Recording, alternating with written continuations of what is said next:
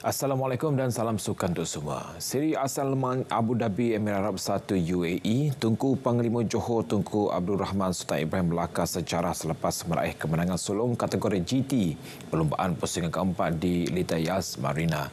Kemenangan itu diraih Tunku Abdul Rahman Sultan Ibrahim bersama pasukan Triple A. Menerusi kenyataan pasukan Triple A, Tunku Abdul Rahman bergandingan bersama Lucas Stoltz dan Jordan Love mempamerkan pemanduan check-up sepanjang perlumbaan sekaligus merangkul kemenangan buat pasukan itu yang pertama kali menyertai siri berkenaan. Tunku Abdul Rahman memandu jentera Mercedes AMG GT3 bermula di petak kelima dan ia membuktikan penampilan pasukannya pada siri perlumbaan itu bukan sekadar pelengkap apabila menambahkan saingan dengan jayanya. Tunku Abdul Rahman bersama Triple A dalam masa sama berjaya mengelak daripada sebarang perkara tidak diingini berlaku ketika perlumbaan tersebut. Pasukan Triple A dijadual meneruskan perlumbaan kelima mereka di Abu Dhabi hari ini. Dalam pada itu, Kebawah Duli Yang Maha Mulia Seri Paduka Baginda Yang di-Pertuan Agong Sultan Ibrahim menzahirkan ucapan tahniah kepada anak andanya Yang Amat Mulia Tunku Abdul Rahman atas pasukan atas kejayaan berkenaan. Tunku Abdul Rahman mencetak sejarah apabila meraih kemenangan sulung bagi kategori GT dalam perlumbaan pusingan keempat siri ASEAN Le Mans di Lita Yas Marina, Abu Dhabi semalam. Jago pelari menara negara So Wai Chi mengharapkan sambutan Tahun Baru Cina kali ini akan memberikan tenaga dan membawa lebih banyak kejayaan. Menurut pelari menara nombor 1 dunia itu, misi besar untuk tahun ini adalah untuk meraih gelaran sulung kejuaraan dunia di Taipei Mei depan. Tahun Naga bagaikan membawa tuah buat Wai Ching yang menikmati kegembiraan berganda apabila berjaya mempertahankan kejuaraannya dalam perlumbaan M1 Run di Dubai Emirat Bersatu Sabtu lalu. Pelari berusia 28 tahun itu sempat pulang dari kejuaraan tersebut untuk menyambut Tahun Baru Cina bersama keluarganya.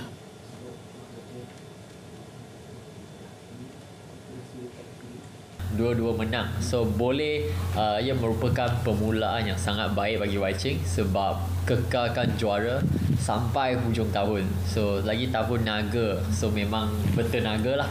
Tahun ni memang Wai Ching hasrat nak menang kiranya kejohanan dunia di Taipei 101.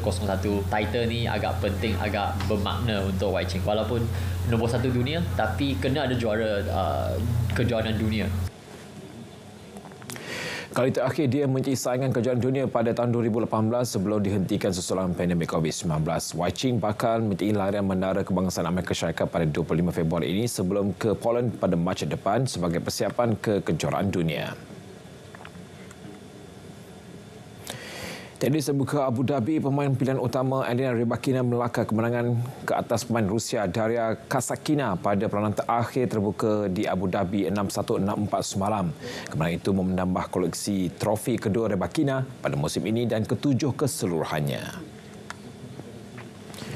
Juara Wimbledon 2022 itu memulakan saingan di Stadium Court dengan baik dan dapat rentak pada peringkat awal perlawanan. Perlawanan mula rancak di mana Kasatkina mula bangkit memberikan tekanan kepada Rybakina. Rybakina kembali tenang untuk menang 5-1 di belakang ketika Kasatkina bergelut untuk konsisten.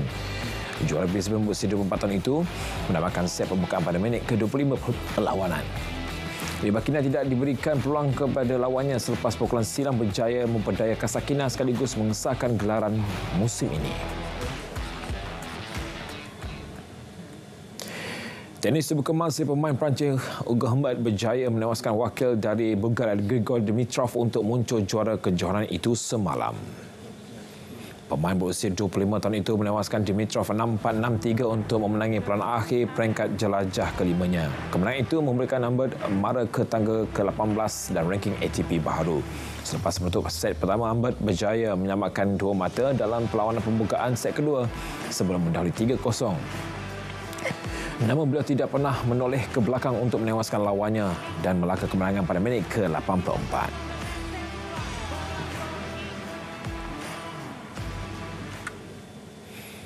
Beralih ke saingan Perdana Liga Orang Inggeris, jaringan lewat menerusi tandukan Scott McTominay memastikan mata penuh buat Manchester United selepas menewaskan Aston Villa 2-1 aksi Liga awal pagi tadi.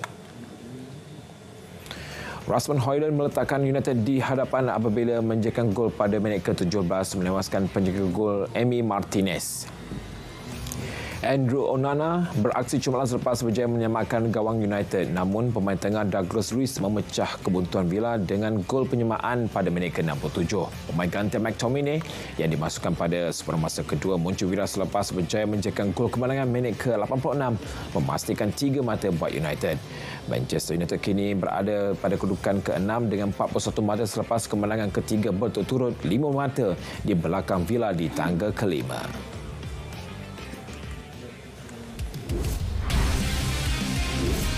Liga Premier Futsal Malaysia 2024 akan mulakan tirainya tak lama lagi, Cik.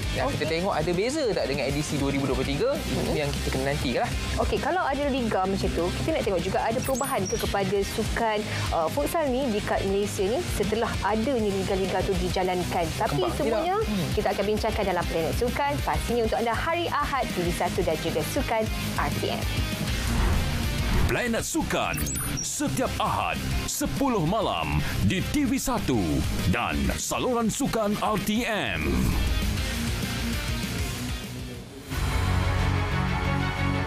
Kita perkenalkan sistem padu pangkalan data utama. Pertama, ia selaras dengan pendekatan dan dasar transformasi digital.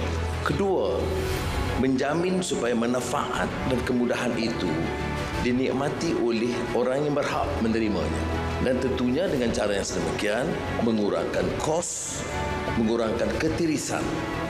Dan kaedah diperkenalkan melalui padu ini ialah secara tidak langsung memaksa setiap warga negara faham tentang transformasi digital dan menggunakan sistem padu.